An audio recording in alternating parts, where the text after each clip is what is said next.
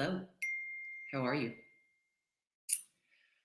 What if you had a magic wand and with a few waves in the air, you could create or change just about anything in life you wanted to? Well, I have some great news for you. You have that wand.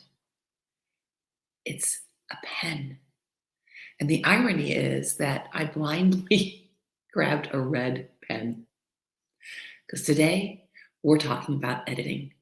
I'm Daphne V, and welcome to the Daphne V TV show. It's made for chain breakers and wave makers, people who want to author their life, their book, or their business. In the words of Uncle Joey from Full House, cut it out. He even had motions. Cut it out. So if you are a Full House fan, if you know what I'm talking about, type that in the chat. Let me know you've seen an episode or two of Full House, or if you're a Netflix person, Fuller House, what everybody's like when they're grown up, at least made up on TV. But I was thinking about Uncle Joey, and portrayed by actor Dave Coulier, and that line of cut it out. And anytime there was a behavior or an attitude that was not serving the overall good, he would say, cut it out. Now, if only life were that simple. And yet, it can be. The word edit means to change or make a change before something is final. So the very fact that you are able to watch this video means it ain't over yet, sister, and you're not done. So you have the opportunity to change, to make some edits in your life, if you will.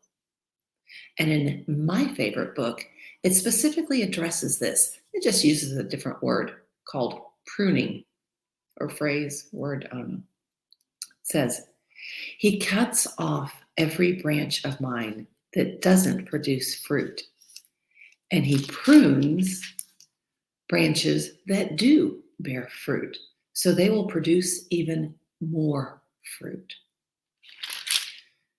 What the Bible is telling us is, if something's working, nurture it, take care of it, feed it, alter it so that it can continue to grow and prosper.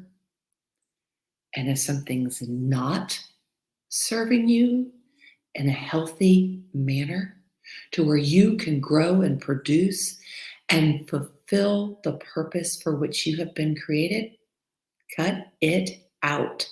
Let's edit it. Let's get rid of it. There is no need to drag dead wood around with you for the rest of your life. You have permission. You have the power. All you need to do is make the decision.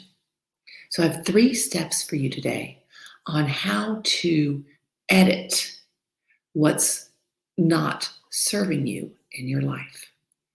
And those steps can apply to, well, I came up with a half dozen different areas right off the top of my head. Do a little self-check right now for me, would you? Are there any commitments you need to edit? I don't know. Maybe those things you do that you dread before you even do them. Maybe there are those things you do that you ask yourself every time, why am I doing this? Maybe there are those things that just the mere thought raises your blood pressure. Okay. That would be a commitment that you may consider editing. What about screen time? Yeah, we're all guilty of it. There are times when we need to be on the screen a little bit more than others. But when we use it to numb out, when we use it as a distraction to avoid dealing with situations, feelings. Maybe we need to edit some screen time. What about consumption? As she takes another sip of her coffee. 1 cup. I mean, come on. I've edited a bunch of my caffeine consumption, but consumption of food, drugs, alcohol, negative influences, which could be reading material, TV, music, books. I know when I very first started working from home, I was so excited because I thought I get to choose the music I get to listen to all day because I was the only one there. And so I put on what I grew up enjoying listening to. It was some pretty heavy rock. I had AC/DC blasting and blaring all day long. Well, at the end of the week, after listening to that all day, every day, I had a pretty bad attitude. I was a little edgy, but not like edgy like I am now in a good way. And I realized I needed to edit my listening. It was too intense, too aggressive for too long. So I still put on a little Highway to Hell now and again. I just don't have a diet of it that is full of that type of music. So what are you consuming that you might need to edit? And edit doesn't have to mean eliminate. Edit can simply mean minimize. When I held up this red pen, some of you may have had a visceral reaction and a flashback to an English paper in high school, grade school, college, whatever the case may be. The person who was grading it used this red pen to get your attention and to say, hey, rethink this. This may not be necessary for the good. So editing, you may not have to completely eviscerate it from your life. That's a good word. But you may need to alter it in some way. What about expenses? Are there some expenses you need to edit? Are there things you're spending money on? That gym membership, bless your heart, I'm not judging, okay? That gym membership that's an auto draft, why do you think they set that up? So many people don't use that membership. They're making money. So edit it. So just say, be honest, hey, I'm not going to do it and stop it. Stop it. What other expenses do you have that you could edit or eliminate? What about attitude? Do you need to edit your attitude about something or someone? What about even towards yourself? What about editing the attitude you have for yourself? That grace that maybe needs to be increased. And finally, how about relationships?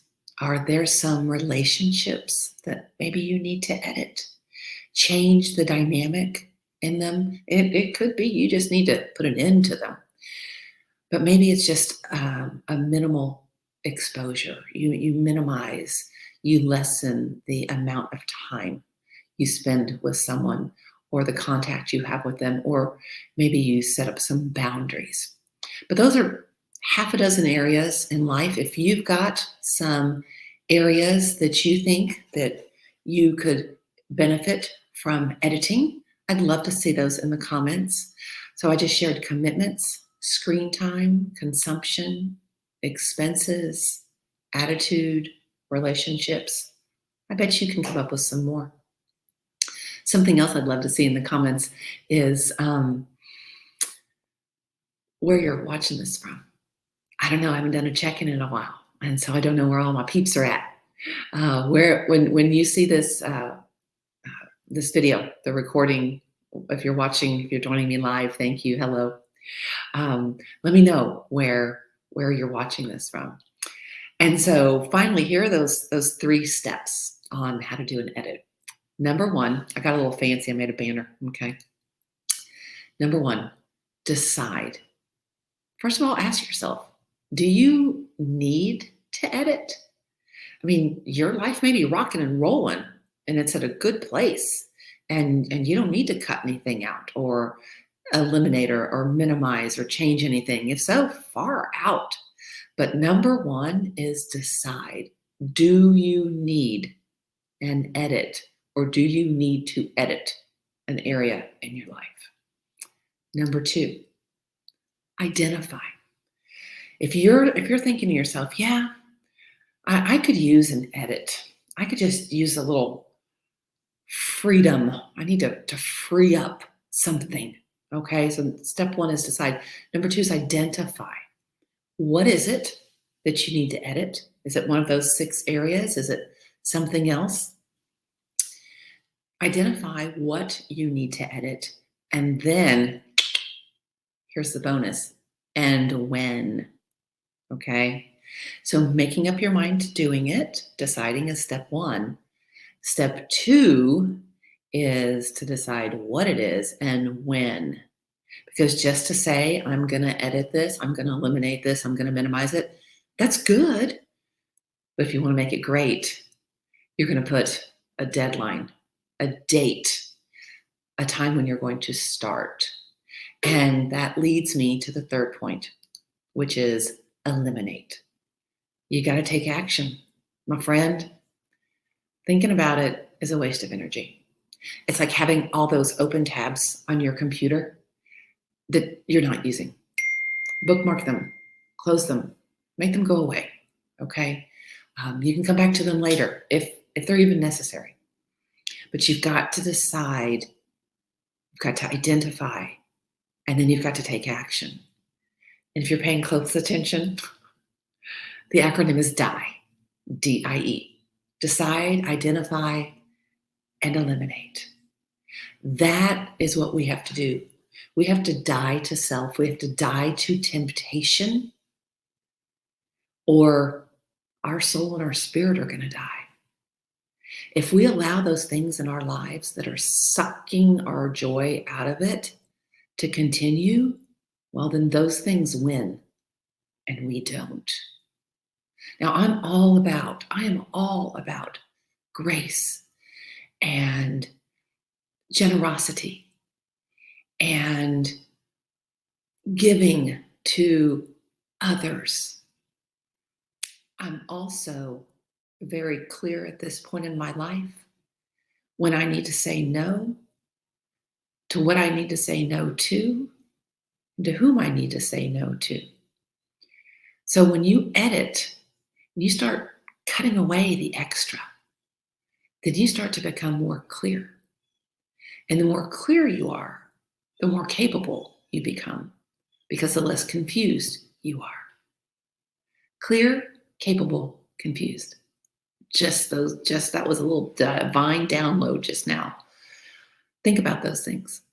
The more clear you are, the more capable you are, the less confused you're going to be. And it's much easier to take action and to follow through when you have clarity of mind, because then you're going to have clarity of purpose and clarity on your path. Y'all, I'm going to have to go back and watch this because there's some stuff coming in right now that is not written down, was not planned. So I hope, it's one of those things, if you've ever listened to a sermon,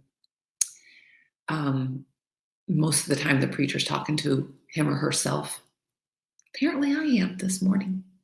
So I think there's some things I need to edit. There's some awarenesses I need to experience, and not only experience, but then embrace them. Okay.